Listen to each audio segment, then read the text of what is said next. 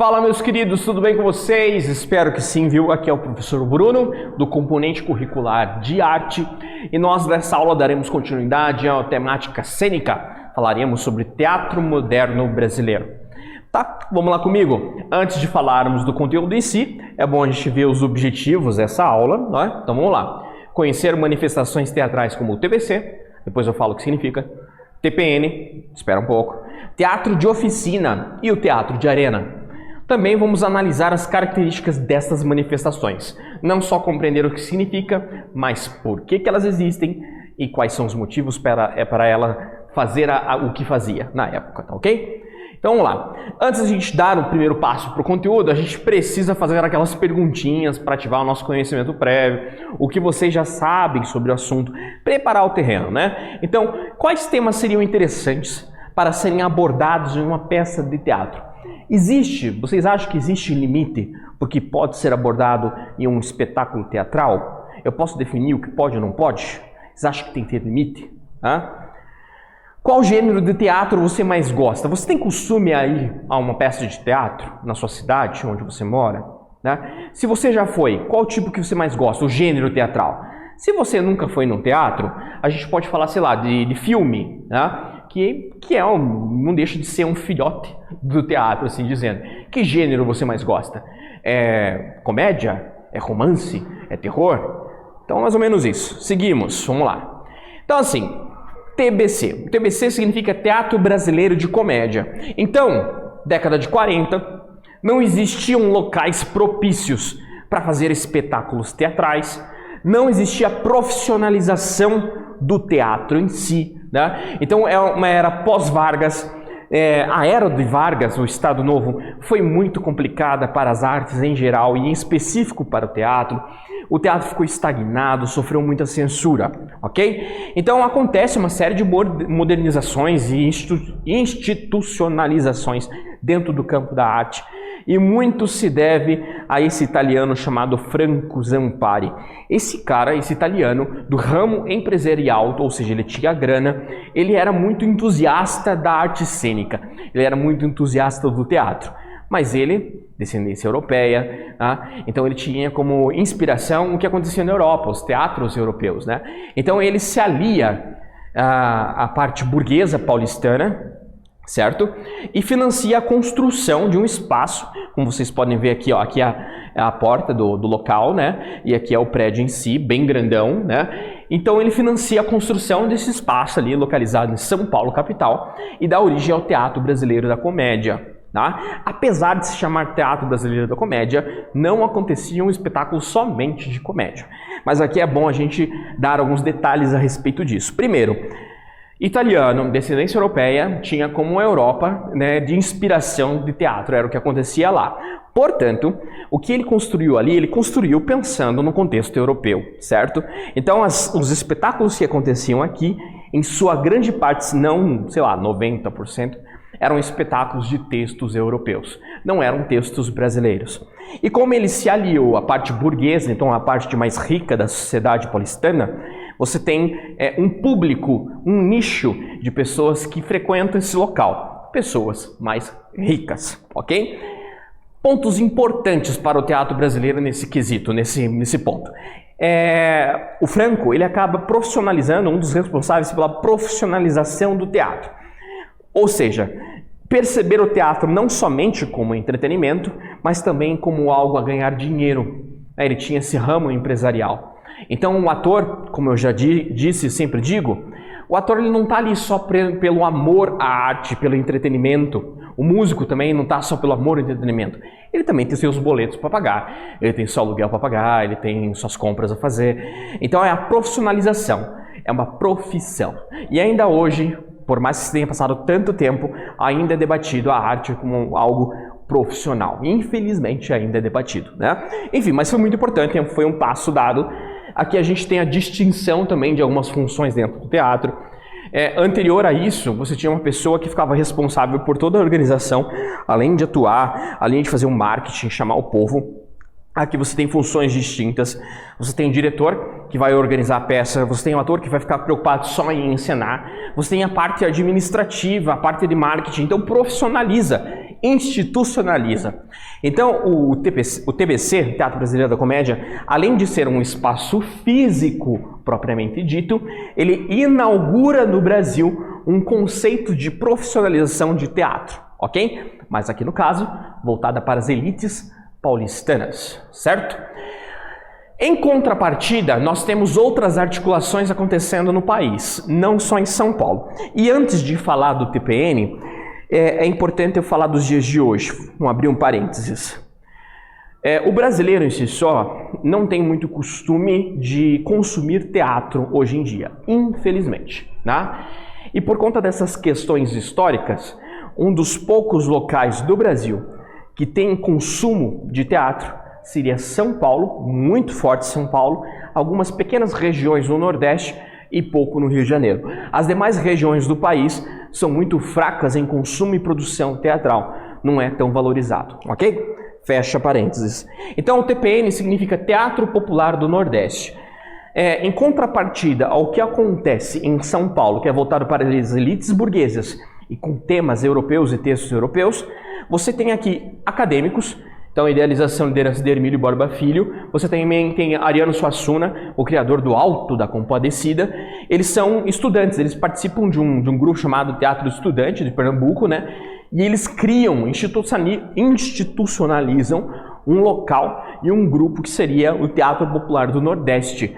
Eles tentam trazer essa parte acadêmica, porque eles eram estudantes de uma universidade, né? Então, buscam não somente retratar temas regionais, mas trazer textos e peças clássicas europeias, por exemplo, universais, de qualquer lugar do planeta mais próximo da realidade popular. Então eles mastigam, por exemplo, Shakespeare da vida e transformam aquilo em algo palpável e factível para quem mora naquela região de Pernambuco, no interior de Pernambuco. Então você tem a ideia de Shakespeare, por exemplo, mas você transforma com personagens brasileiros, temáticas e mitologias brasileiras. A gente percebe muito isso no Alto da Compadecida. Você tem toda a questão cristã bem forte no Nordeste, os trejeitos dos personagens, o sotaque e tudo mais. Fantástico, sensacional, ok? Foi muito importante, né? Bom, vamos para o nosso primeiro exercíciozinho. Quais são as características do TPN? Já voltamos.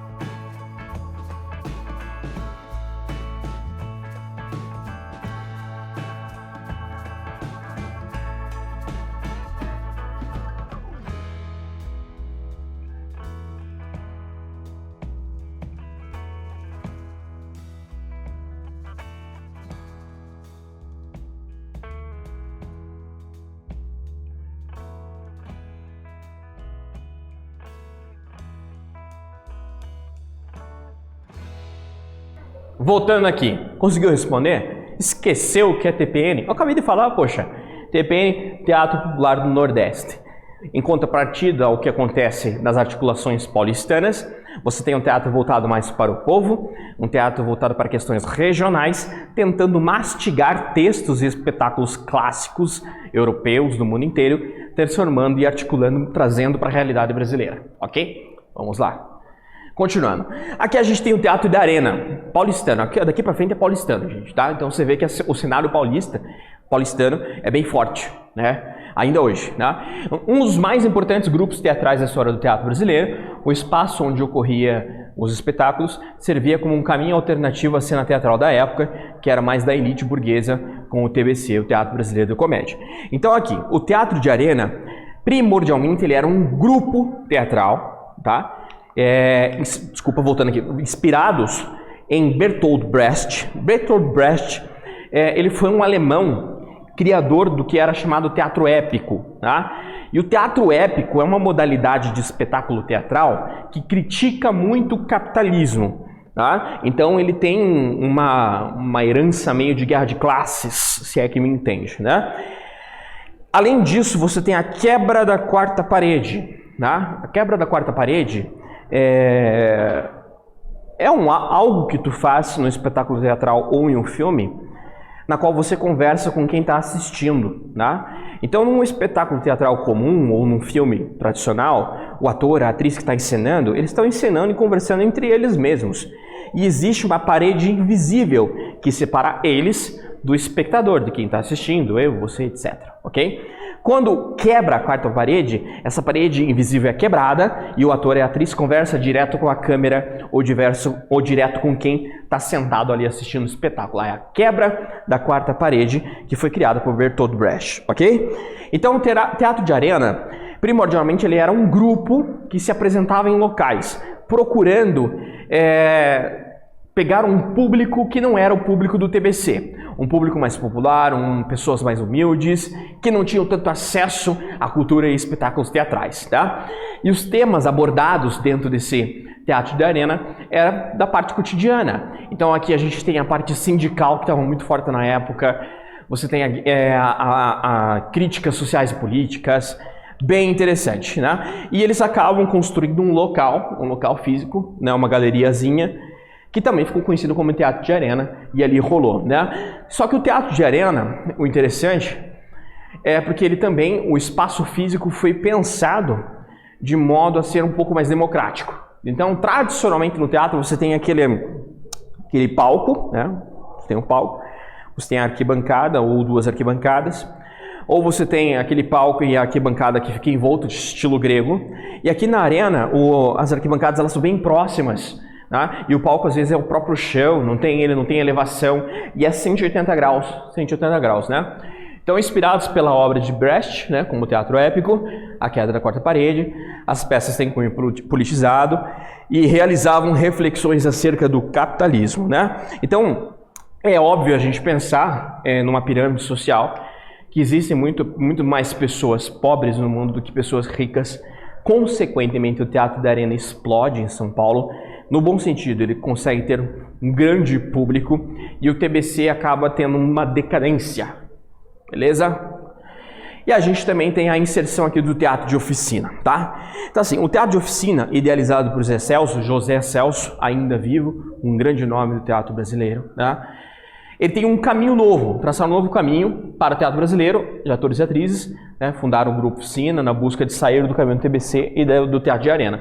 Então, enquanto o teatro de arena, ele tinha esse cunho revolucionário, de bater de frente com questões políticas e sociais, até pelo contexto histórico da época, enquanto o TBC privilegiava um grupo muito específico da sociedade, uma elite burguesa paulistana, você tem o teatro de oficina que seria uma terceira via, um terceiro caminho, que tenta fugir um pouco de questões tão fortes, revolucionárias, como o teatro de arena, e também não privilegiar somente ricos. Tá? Então o teatro de oficina, ele começa como um grupo, assim como a arena, e depois ele acaba indo para um local. E o bacana do jeito que se faz esse teatro é porque o espaço onde ele é feito não tem arquibancadas propriamente ditas, É como se fosse um grande corredor, as pessoas podem ficar no andar de cima, no andar de baixo, do lado, na frente. É um grande corredor e o teatro acontece ali. Os camarins são expostos, né? Não tem um local reservado para o ator e a atriz se trocar. Então o ator e a atriz eles se trocam ali mesmo. Um ator ele interpreta diversos personagens, uma atriz interpreta diversos personagens.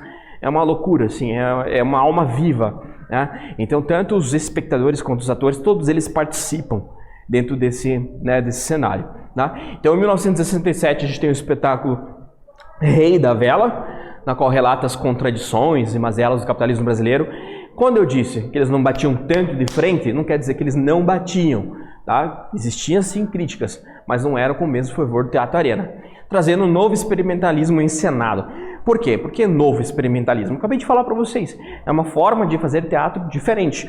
No caso do Rei da Vela, esse espetáculo, né, que deu os primeiros passos do teatro de oficina, foi feito num palco giratório, né? Então ele ficava girando o palco e a galera em volta ficava interagindo.